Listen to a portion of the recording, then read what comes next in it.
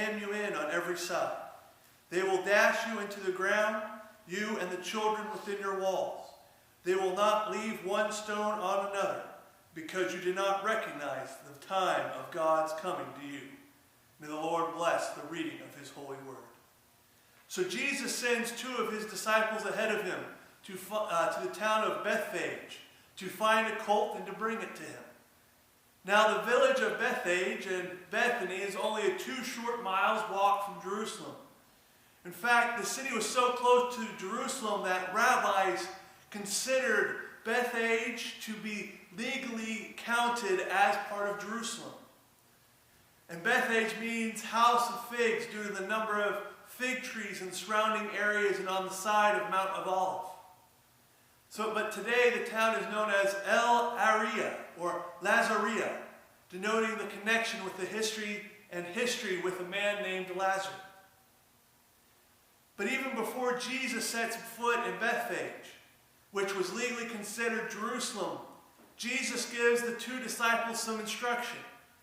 He tells the 2 disciples to go ahead into the town, and there they would be finding a colt, and they received these instructions from him, and they were obedient to the commands of Christ, and they went ahead, and they found everything as Jesus had told them they would find it, even when somebody asked them why they were needing it, and they gave the reply that the Lord needs it, and they were allowed to take the colt.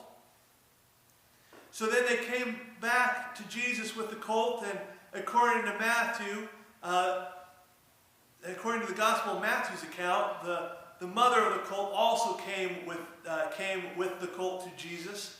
And finally, Jesus is placed on the colt, and Jesus finally enters Jerusalem. So this is the triumphant entry of Christ.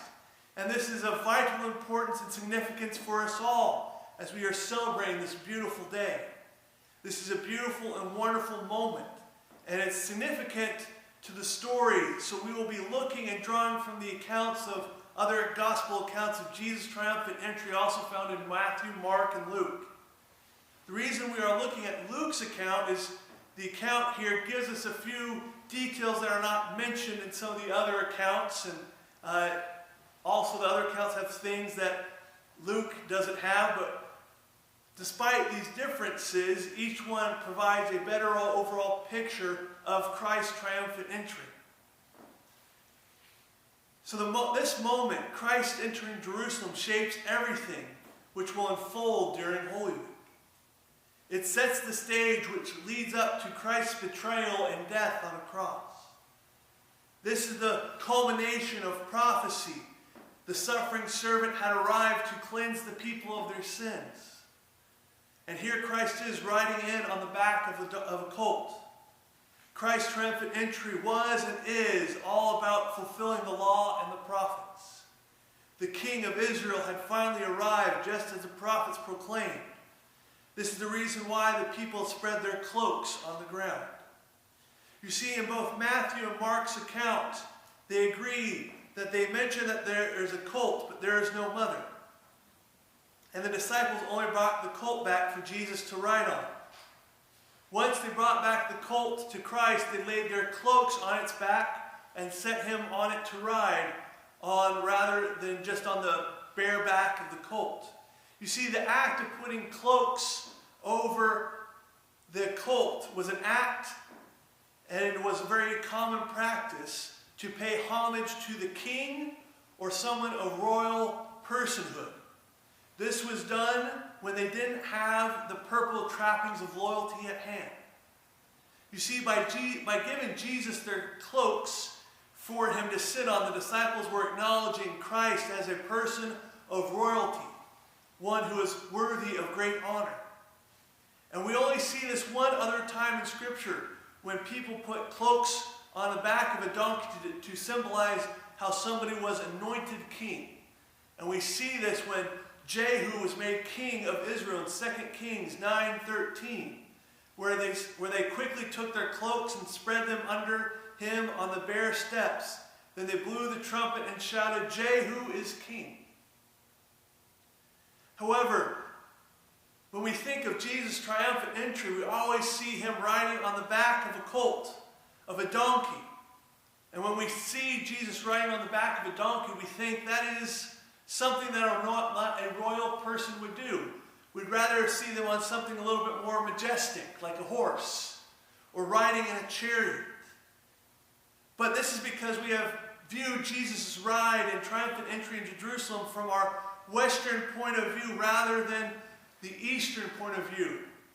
In fact, the Gentiles so despised donkeys that in later writings by scholars, they replaced the colt of a donkey with that of a colt of a horse or other beast of burden.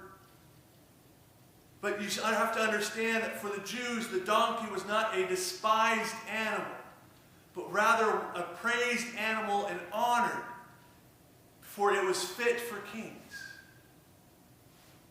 You see, the Gentiles thought that the Jews worshiped the donkey and even made fun of them for it.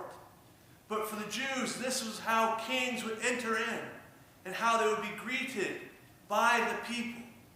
They would be waving palm branches. And we see this in Matthew's account in Matthew 21:8.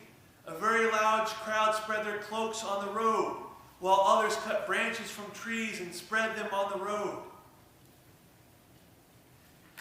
The Gospel of John records in 12:13 that the branches the people were waving around were palm branches.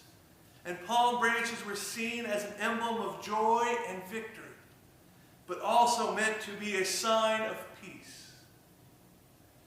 Palm branches were also used by Israel and other nations to manifest their public joy by waving their branches to welcome the king. The people were joyous. The people were happy because the king had finally come into Jerusalem.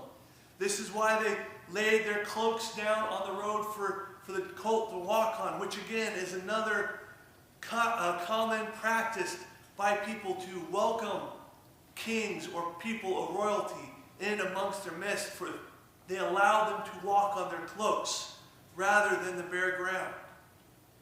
And they did all this, the people did all of this, because they were recognizing that the long-awaited king had finally come, and they were in full joy as they waved their branches to their king. Just as the prophet Zechariah foretold that they would be welcoming their king in Zechariah 9:9. Rejoice greatly, daughter Uzziah. Shout, daughter Jerusalem. See, your king comes to you, righteous and victorious, lowly and riding on a donkey, on a colt, the foal of a donkey. You see, Christ is the King of kings and Lord of lords, and he is making his way through Jerusalem on a colt, just as the prophet foretold. And the people were rejoicing because the long-awaited anointed one had arrived.